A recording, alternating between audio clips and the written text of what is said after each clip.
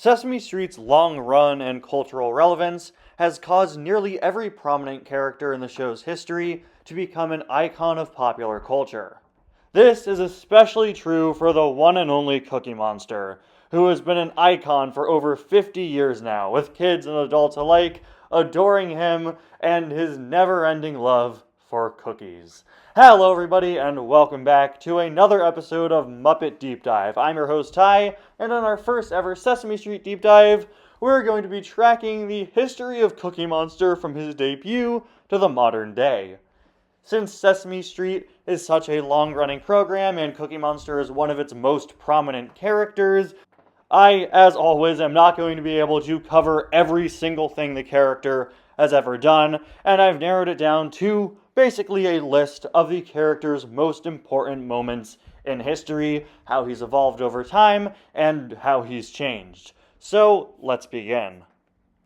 Cookie Monster is one of very few Sesame Street characters whose conception can be traced to before the start of the show. As is pretty well known by now, the character that would later become Cookie Monster was created for a commercial by Jim Henson in 1966. At the time, Jim Henson was doing a variety of different ads, and he was asked to do one for 3 snack foods from the General Foods Company: Wheels, Flutes, and Crowns. This ad features a distraught Muppet recounting on his struggles to eat these different snack foods because different monsters keep trying to take them from him. There was the Flute Snatcher, the Crown Grabber, and the Wheel Stealer. I am a wheel stealer, ha ha ha. From the beginning, it was clear that this guy had an insatiable appetite. And although the Crowns, Wheels, and Flute ad would go unaired, the 3 Muppet monsters created for it would not be forgotten, and would be repurposed as just background monsters in future Muppet productions. The Wheel Stealer would make his first official appearance in 1967 in an Ed Sullivan Show sketch where he consumes a computer, and it would be reshot and repurposed for an IBM meeting film video. As you can see, this monster eating things has continued to be part of his identity. 2 years later, in 1969, the puppet would be rebuilt once again for a set of commercials that, this time, would actually air. Advertising Muncho's Potato Crisps, this version of the monster would be a bit thinner and more sack-like in appearance, with a light purple hue for the fur and the teeth removed. This version of the character would be named Arnold, and he'd be performed by Jim Henson, who typically did the commercial characters, including the Wheel Stealer. Also in 1969, Sesame Street would launch, and several pre-existing monster characters would be used to fill out the show's roster of monsters. Compared to later seasons of the show, and what we're all probably used to, where the monsters are a friendly bunch, in the early days of Sesame Street, they were all intimidating and, honestly, a little creepy. According to writer Jeff Moss, the monsters were supposed to be scary and not speak, but it seems he took a liking to a certain googly-eyed monster, who for the record had been rebuilt again for Sesame Street, now with blue fur instead of purple, and he suggested to producer David Connell that they write something regarding the background character and have him talk very little.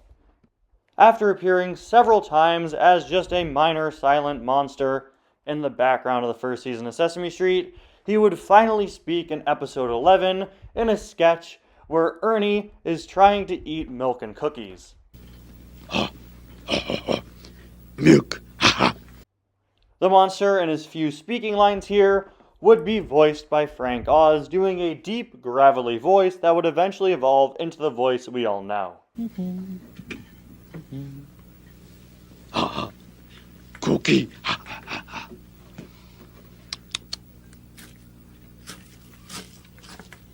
Of course, at this early point in the character's history, he was still just a background character with an interchangeable personality.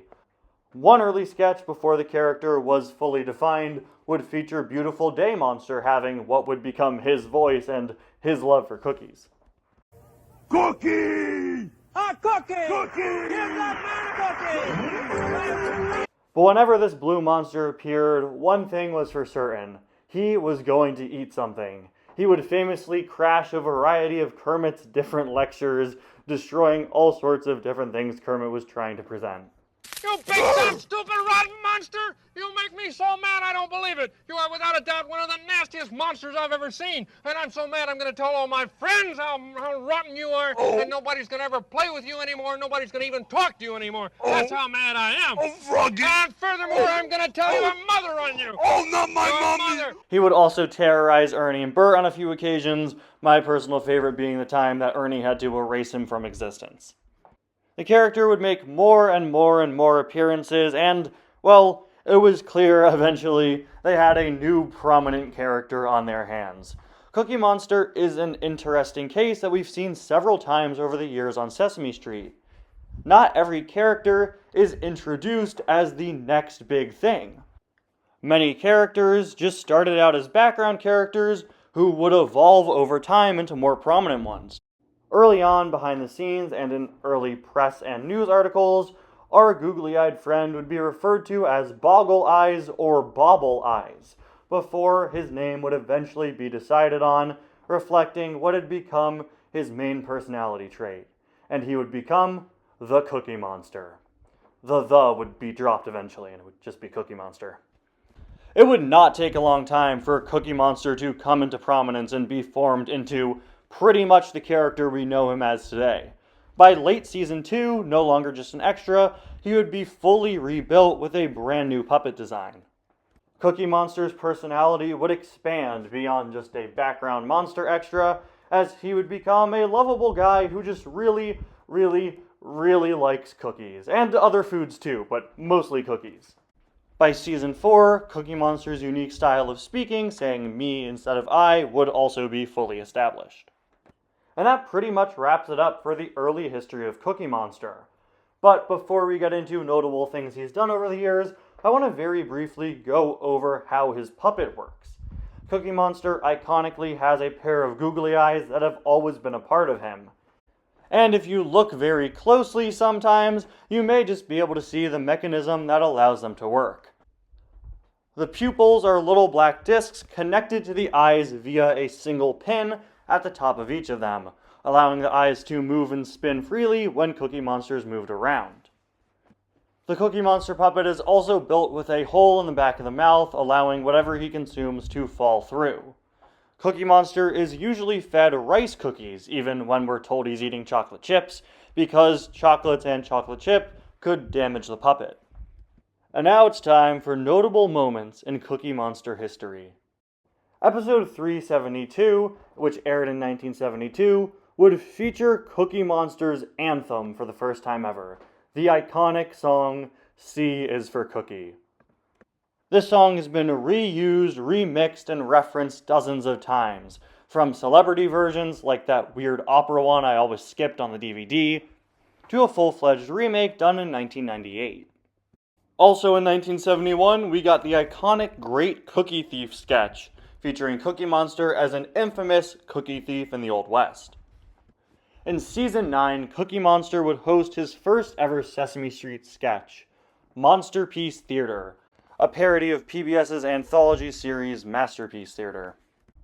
Cookie Monster, the segment's host, would take on the role of Alistair Cookie, a parody of Masterpiece Theater host Alistair Cook.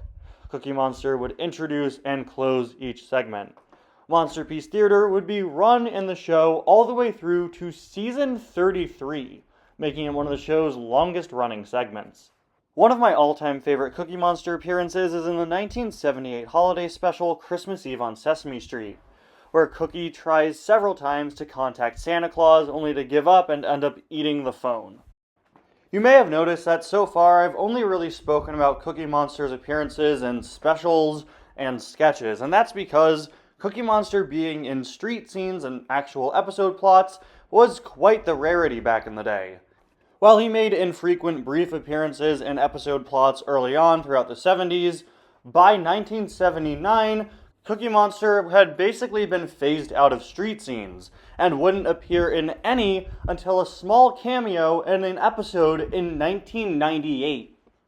The only exception to this was in a 1991 special episode, Big Bird's Birthday or Let Me Eat Cake, another very famous appearance of Cookie Monster, where he has to make sure he doesn't eat Big Bird's cake, so he goes around town eating basically anything else he could get his hands on, including the Sesame Street sign. In 2001, Frank Oz would retire from Sesame Street, and Cookie Monster would be recast to David Rudman, who continues to perform him to this day. Frank Oz would, however, make a few return appearances over the years in little sketches, coming back to voice Cookie Monster for a little bit. In 2002, Cookie Monster would become the host of yet another recurring sketch, this time a very important one, as Cookie Monster was put in charge of saying what the letter of the day was in every episode. In these sketches, the letter of the day would be placed on a cookie, and Cookie Monster would have to try not to eat it, oftentimes with the help of other characters. In 2004, 2 years later, Prairie Dawn was added to be a co-host of the segment, and poor Prairie was tormented many times. Also in 2004, Cookie Monster would appear in a song segment called The First Time Me Eat Cookie, which would depict him as a baby and give us a new piece of the Cookie Monster lore. In this song, we learn that Cookie Monster was just a baby when he gained his cookie addiction. And we also learned that his name wasn't always Cookie Monster. Me was just a mild-mannered little kid. In fact, back then, me think me name was Sid. Yeah. Cookie Monster's real name being Sid has been referenced very rarely, but he has confirmed this to be the truth in both a Google autofill interview and on his Twitter. In 2005, a vicious rumor would start about Cookie Monster.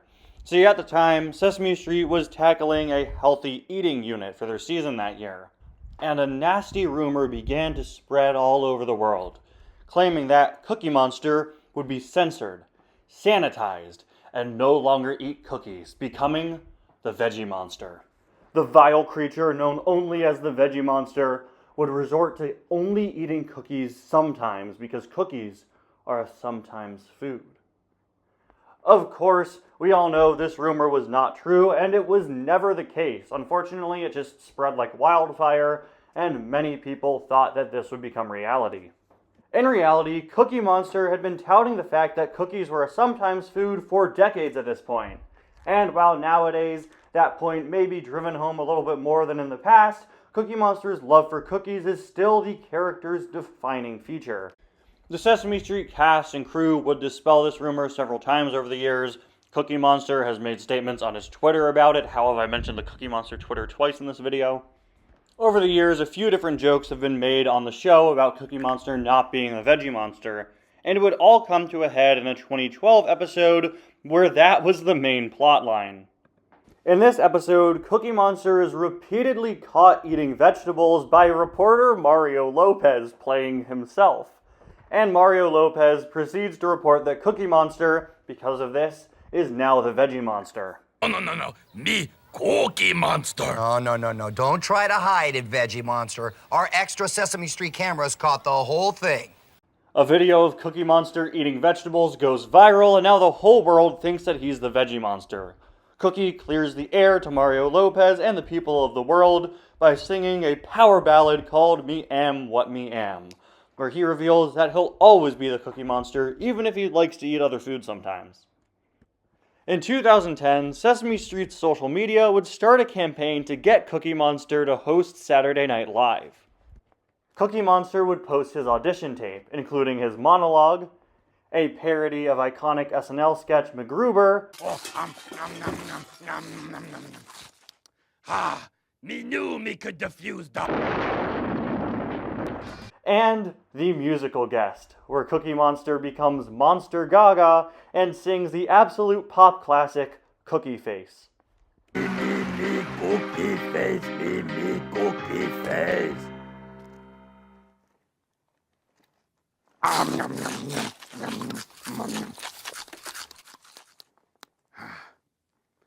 Me cookie face, me cookie face. While the campaign didn't end in Cookie Monster hosting the show, he was allowed to guest star in a December 2010 episode where he sang Silver Bells with the guest host Jeff Bridges. By 2010, Cookie Monster's popularity was taken advantage of a bit more, as he began to appear in more and more street scenes. He would also appear in a wide variety of web content, from his hit parody songs Me Want It But Me Wait and Share It Maybe, to a series of strange unboxing videos, which were clearly just somebody wearing Cookie Monster gloves opening up packaging. Oh, look at that. Num, num, num. Around this time, Cookie Monster would begin to be used more and more to teach kids about self-control, and other similar concepts like patience and delayed gratification. Like so this, Delayed gratification. I know it's a long Big word. Taking the long-standing running joke of Cookie Monster not being able to eat something and turning it into a teachable moment. This curriculum would be at the forefront of Cookie Monster's new sketch that began in season 44, Cookie's Crummy Pictures. Elaborate movie trailer parodies poking fun at famous films from the past and present. Cookie Monster would find himself in parodies of Star Wars, The Life of Pi, The Hunger Games, Harry Potter, and more. They also did a parody of Avengers Age of Ultron, which released on the Sesame Street YouTube channel before that movie came out. So the sketch is actually just a parody of the first Avengers movie, but with Loki replaced with a Muppet Ultron. After only 2 seasons, Crummy Pictures would be replaced by a new segment which taught the same morals, called Smart Cookies, where Cookie Monster and a team of cookie agents would have to take down the nefarious Crumb. In 2014, a British Sesame Street co-production aired called The Furchester Hotel, which featured the Furchester family who worked at an English hotel, alongside 2 of Sesame Street's most popular characters, Elmo, who's one of the main characters and is related to the Furchesters, and Cookie Monster, who appears a bit less frequently, but is the hotel waiter. Also in the show was a recurring character named Gonger, a little pink monster, who acts as the hotel chef. Starting with season 48, Cookie Monster would be given a brand new segment after Smart Cookies stopped making new installments. At this point in time, the Furchester Hotel had ended, but one character would survive, Gonger, who would be transported to regular Sesame Street and be paired up with Cookie Monster for a brand new segment called Cookie Monster's Foodie Truck. In each episode of this sketch, Cookie Monster and Gonger are tasked by somebody, typically a kid, but on occasions it's been other characters or celebrities, to make them a certain meal. Unfortunately, Cookie Monster always happens to eat one of the key ingredients, so he and Gonger have to go to where this ingredient comes from and learn how it's made. This segment has been wildly successful, and it continues to air new installments to this day. Cookie Monster's never-ending popularity and prominence has given him significant roles in the 2 recent Sesame Street spin-off shows. On the Not Too Late Show with Elmo, a talk show hosted by Elmo and starring the rest of the Sesame Street cast, Cookie Monster would be the co-host, which is how we got an interaction between Cookie Monster and Batman. I don't know, man. Last time I saw a Batman character on a talk show, it didn't end too well. An alternate, robotic superhero version of Cookie Monster would appear as a main character in the 2022 animated spin-off series Mecha Builders. Mecha Cookie Monster has several different superpowers, including his handy hammer hand and googly vision, which allows him to look super far away. A puppet version of Mecha Cookie Monster has made sporadic physical appearances in promotional material. Meanwhile, back to the main show, Cookie Monster continues to appear in more street stories than ever before, and continues to have his own recurring segment with Cookie Monster's Foodie Truck. It's safe to say that Cookie Monster is in one of the best places he's ever been in, and certainly won't be going anywhere anytime soon. Is Cookie Monster still on Sesame Street? Me got the rent-control department. Me not going anywhere. And there you have it, the full history of Cookie Monster from 1966 to 2024. Arguably one of the most popular Sesame Street characters of all time, and one of the most beloved. We all have a special place in our hearts for Sid Monster, don't we? Anyway guys, thank you all so much for watching. Let me know what your favorite Cookie Monster moments are in the comments. Let me know if there's anything I missed that you think I should have brought up. I'll see you guys next time. Bye now.